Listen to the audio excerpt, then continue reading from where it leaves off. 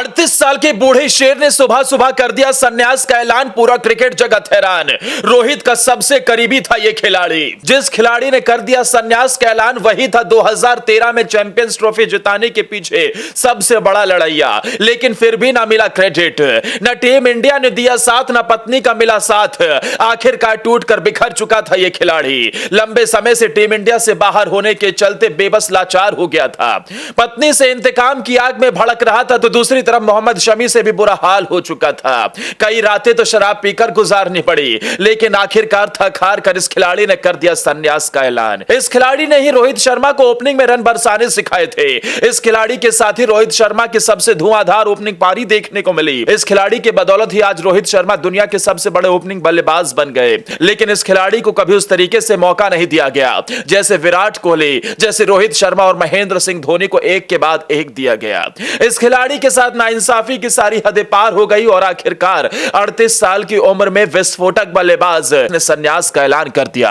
हम बात कर रहे हैं शिखर धवन की। शिखर धवन जिन्होंने बाएं हाथ की बल्लेबाजी करते हुए गेंदबाजों के पसीने छुड़ा दिए थे। जब वो मैदान पर रोहित शर्मा के साथ ओपनिंग करते तो बड़े से बड़े गेंदबाज भी कांप उठते थे।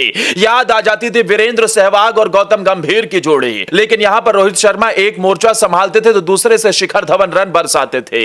हालत यह हो जाती थी कि सामने खड़ा गेंदबाज कांप उठता था। यही हाल दोनों ने मिलकर चैंपियंस ट्रॉफी में किया था। चैंपियंस ट्रॉफी में शिखर धवन ने सबसे ज्यादा रन बनाए थे, टीम इंडिया को चैंपियन बनाया था, लेकिन उसके बावजूद भी उन्हें किसी ने नहीं पूछा। आखिरकार यह खिलाड़ी थक हार कर टीम इंडिया से संन्यास लेने का ऐलान कर चुका है।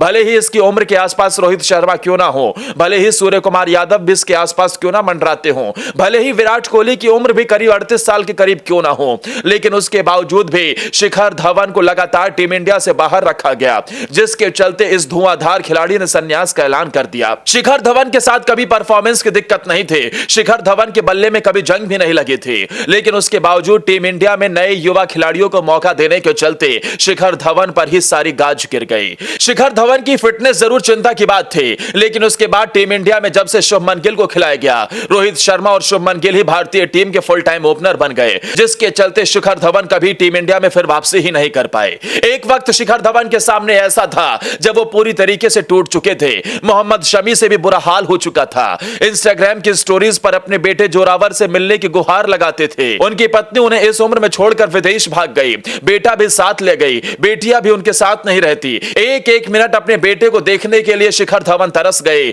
लेकिन पत्नी आयशा को भी जरा सी भी शर्म नहीं आई। हालांकि ये खिलाड़ी मजबूती से उठ रहा था, पंजाब किंग्स के लिए रन भी बरसा रहा था। लग रहा था कि किसी टेस्ट मुकाबले में कम से कम इन्हें मौका दिया जाएगा। ऐसा भी माना जा रहा था कि शिखर धवन की चैंपियंस ट्रॉफी से पहले वापसी हो सकती है, क्योंकि ये खिलाड़ी बड़े मैच का बड़ा खिलाड़ी है, लेकिन ऐसा नहीं हो सका और आखिरकार शिखर धवन ने इंटरनेशनल क्रिकेट के तीनों फॉर्मेट से संन्यास का ऐलान कर दिया। आपको बता दें कि Shikhar Dhawan ICC champions trophy में 2013 में सबसे ज्यादा रन बनाने वाले खिलाड़ी थे, लेकिन उनके उस योगदान को कभी याद नहीं किया गया। धवन चैंपियंस ट्रॉफी 2013 में लगातार रन बरसा रहे थे। पहला मैच भारतीय टीम ने 6 जून को दक्षिण अफ्रीका के खिलाफ खेला था और इसी मैच में शतक जड़कर धवन के बल्ले ने आग उगली थी। धवन ने मैच में 114 रन ठोक डाले थे और उस दौरान 12 चौके और एक छक्का भी लगाया था। भारत ने दूसरा मैच 11 जून को वेस्टइंडीज के खिलाफ खेला और 8 विकेट से जीता था। उस मैच में भी शिखर धवन ने 102 रन की नाबाद पारी खेली थी। लेकिन आपको बता दें शिखर धवन ने 2010 में वनडे में डेब्यू किया, 2011 में टी20 तो 2013 में उन्हें टेस्ट में भी जगह मिली। अपने क्रिकेट करियर में शिखर धवन ने 68 मैच टी20 के खेले, जिसमें 1759 रन बनाए। तो वहीं वनडे में सबसे ज्यादा 167 मैच खेलते हुए 6793 रन बनाए। इस मौके पर उनका स्ट्राइक रेट भी करीब 100 के करीब रहा और 17 शतक और 39 अर्धशतक जड़ दिए। जब तक शिखर धवन रोहित शर्मा के साथ ओपनिंग करते थे, तब तक रोहित शर्मा भी चैन की सांस लेते थे। आपने देखा होगा कि वर्ल्ड कप के दौरान से ही रोहित शर्मा का अचानक से स्टांस बदल गया। जो रोहित शर्मा स्टार्टिंग के 10 ओवर टिक कर खेलते थे, वह पहली ही गेंद से चौके छक्कों की बरसात करते हैं, क्योंकि रोहित शर्मा को कभी दोबारा शिखर धवन जैसा साथी नहीं मिल पाया। जब तक शिखर धवन थे, एक तरफ से वो रनों की बरसात करते थे तो दूसरी तरफ रोहित शर्मा अपना पूरा समय लेते थे, जिसके चलते रोहित शर्मा अपनी पारी को बड़ी पारी में कन्वर्ट करने का मादा रखते थे और दोहरे शतक भी जड़ देते थे। लेकिन शिखर धवन के जाने के बाद शुभमन गिल उस तरीके का रोल नहीं निभा पाए, जिसके चलते रोहित शर्मा पर लगातार प्रेशर आता गया और अब रोहित शर्मा ने ही अपने दोस्त शिखर धवन की तरह खेलना शुरू कर दिया। जो पोस्ट शिखर धवन ने सोशल मीडिया पर किया है, उसमें उन्होंने टीम इंडिया के न किसी खिलाड़ी का नाम लिया है, ना ही रोहित शर्मा का नाम लिया है, ना ही टीम इंडिया के किसी कोच का नाम लिया है, बल्कि उन्होंने अपनी फैमिली और साथ ही अपने बचपन के कोच को याद किया।